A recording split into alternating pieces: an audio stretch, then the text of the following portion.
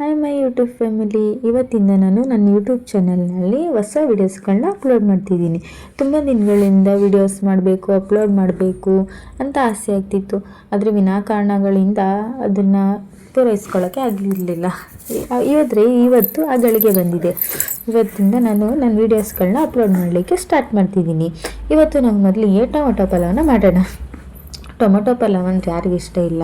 ತುಂಬ ಜನಕ್ಕೆ ಟೊಮೊಟೊ ಪಲಾವ್ ಒಂದು ಇಷ್ಟ. ಅದರಲ್ಲೂ ಬ್ಯಾಚುಲರ್ಸ್ ಅಂತೂ ಎನಿ ಟೈಮ್ ಟೊಮೊಟೊ ಪಲಾವ್ ಅಂತಿರ್ತಾರೆ ನಾನು ಕೇಳಿದ ಮಟ್ಟಿಗೆ. ಇವತ್ತು ನಾವು ಒಂದು ಸಿಂಪಲ್ ಟೊಮೊಟೊ ಪಲಾವನ್ನ ಮಾಡೋದೇ ಹೇಳ್ಕೊಡ್ತೀನಿ.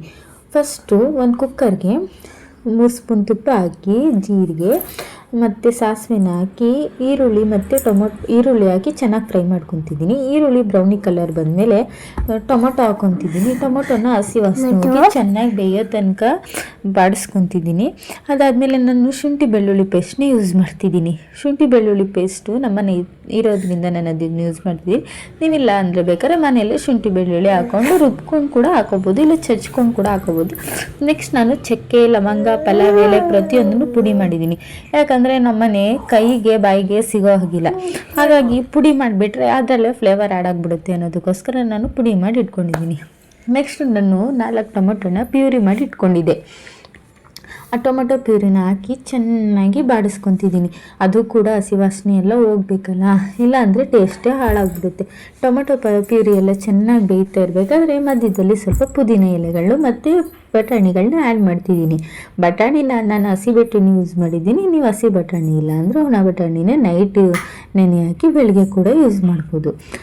ಬಟಾಣಿ ಆಪ್ಷನ್, ಕೆಲವ್ರು ಯೂಸ್ ಮಾಡ್ತಾರೆ, ಕೆಲವ್ರು ಯೂಸ್ ಮಾಡಲ್ಲ. ನಾನು ಯೂಸ್ ಮಾಡ್ತೀನಿ, ನಮ್ಮ ಮನೆಯವ್ರಿಗೆ ತುಂಬ ಇಷ್ಟ ಆಗುತ್ತೆ ಅಂತ ಯೂಸ್ ಮಾಡ್ತೀನಿ ಅಷ್ಟೇ.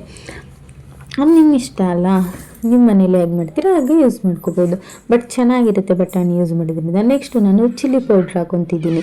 ಚಿಲ್ಲಿ ಪೌಡ್ರು ನಮ್ಮನೆ ತುಂಬ ಚೆನ್ನಾಗಿರುತ್ತೆ. ಅದಕ್ಕೆ ಏನೇನೋ ಆ್ಯಡ್ ಮಾಡಿರ್ತಾರೆ ನಮ್ಮಮ್ಮ, ನಮ್ಮ ಚಿಕನ್ ಎಲ್ಲ. ಅದು ಫ್ಲೇವರೇ ಚೆನ್ನಾಗಿದೆ. ನೋಡಿ, ಕಲರ್ ಕೂಡ ಚೇಂಜ್ ಆಗಿದೆಯಲ್ಲ, ಎಷ್ಟು ಚೆನ್ನಾಗಿ ಕಾಣಿಸ್ತಿದೆಯಲ್ಲ. ಅದು ಸ್ವಲ್ಪ ಸಣ್ಣ ಫ್ಲೇಮಲ್ಲಿ ಚೆನ್ನಾಗಿ ಮಸಾಲೆ ಎಲ್ಲ ಬೇಯಲಿ ಅಂತೇಳಿ ಬಿಟ್ಟು, ನೆಕ್ಸ್ಟು ನಾನು 3 ಪಾವ್ ಅಕ್ಕಿನ ತೊಗೊತಿದ್ದೀನಿ. ಅಕ್ಕಿನ 3 ಪಾವ್ ತೊಗೊಂಡು ಅದನ್ನು ತೊಳ್ಕೊಂಡು ನಾನು ಮಸಾಲೆ ಜೊತೆ ಆ್ಯಡ್ ಮಾಡಿ ಚೆನ್ನಾಗಿ ಬೆರೆಸ್ತಿದ್ದೀನಿ. ಏಕೆಂದರೆ ಅಕ್ಕಿ ಚೆನ್ನಾಗಿ ಮಸಾಲೆ ಹಿಡಿಯುತ್ತೆ. ಅದಕ್ಕೋಸ್ಕರ ಒಂದು 2 ನಿಮಿಷ ಅದನ್ನು ಚೆನ್ನಾಗಿ ಬೆರೆಸಿ ಕ್ಲೀನಾಗಿ ಫ್ರೈ ಮಾಡ್ಕೊತಿದ್ದೀನಿ.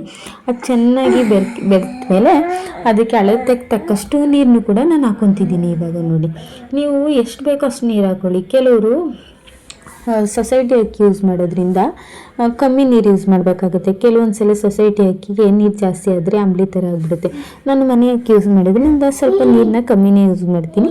ಹಾಗಾಗಿ ಅಳತೆಗೆ ತಕ್ಕಂತೆ ನಿಮಗೂ ಗೊತ್ತಿರುತ್ತಲ್ಲ, ಡೈಲಿ ಅನ್ನ ಮಾಡೋದ್ರಿಂದ ಎಷ್ಟು ಬೇಕೋ ಅಷ್ಟು ನೀರು ಹಾಕ್ಕೊಂಡು ಚೆನ್ನಾಗಿ ಕುದಿ ಬರೋ ತನಕ ಬಿಟ್ಕೊಳ್ಳಿ. ಆಮೇಲೆ ಚೆನ್ನಾಗಿ ಕುದಿ ಬರ್ಬೇಕಾದ್ರೆ ಸ್ವಲ್ಪ ಉಪ್ಪು ಮತ್ತು ಸ್ವಲ್ಪ ಕೊತ್ತಂಬರಿನ ಹಾಕ್ಕೊಳ್ಳಿ. ಉಪ್ಪನ್ನು ಅಷ್ಟೇ ಅಳತೆಗೆ ಎಷ್ಟು ಬೇಕೋ ಅಷ್ಟು ಹಾಕ್ಕೊಳ್ಳಿ. ಮೊದಲನೇ ಸಲಿನೇ ಉಪ್ಪು ಜಾಸ್ತಿ ಹಾಕ್ಬಿಟ್ರೆ ಟೇಸ್ಟೇ ಹೋಗ್ಬಿಡುತ್ತೆ. ಎಷ್ಟು ಬೇಕೋ ಅಷ್ಟು ಹಾಕ್ಕೊಂಡು ಟೇಸ್ಟ್ ನೋಡಿಕೊಂಡು ಏನಾದ್ರು ಸಪ್ಪೆ ಆಯಿತು ಅಂದರೆ ಇನ್ನೊಂದು ಸ್ವಲ್ಪ ಹಾಕ್ಕೋಬೋದು ಅಲ್ಲ, ಅದಕ್ಕೆ. ನೆಕ್ಸ್ಟು ಕೊತ್ತಂಬರಿನ ಮೇಲೆ ಉದುರಿಸಿ ಒಂದು ಕುದಿ ಬರಬೇಕಾದ್ರೆ ಮೇಲ್ಗಡೆ ಕುಕ್ಕರ್ ಮುಚ್ಚಳನ ಹಾಕಿ ವಿಸಲ್ ಕರೆಕ್ಟಾಗಿದ್ದೇನೆ ನೋಡ್ಕೊಳ್ಳಿ. ವಿಸಲ್ ಕರೆಕ್ಟಾಗಿ ಕೂತಿದೆ ಅಂದಾಗ 1 ವಿಸಲ್ ಹೊಡ್ಸ್ಕೊಳ್ಳಿ. ಕೆಲವರು 2 ವಿಸಲ್ ಆದರೂ ಅನ್ನ ಬೆಂದಿರಲ್ಲ. ನಮ್ಮನೆ 1 ವಿಸಲ್ಗೆ ಅನ್ನ ಬೇಯುತ್ತೆ. ನಿಮ್ಮ ಮನೆ ಕುಕ್ಕರ್ ಮೇಲೆ ಡಿಪೆಂಡ್ ಅದು.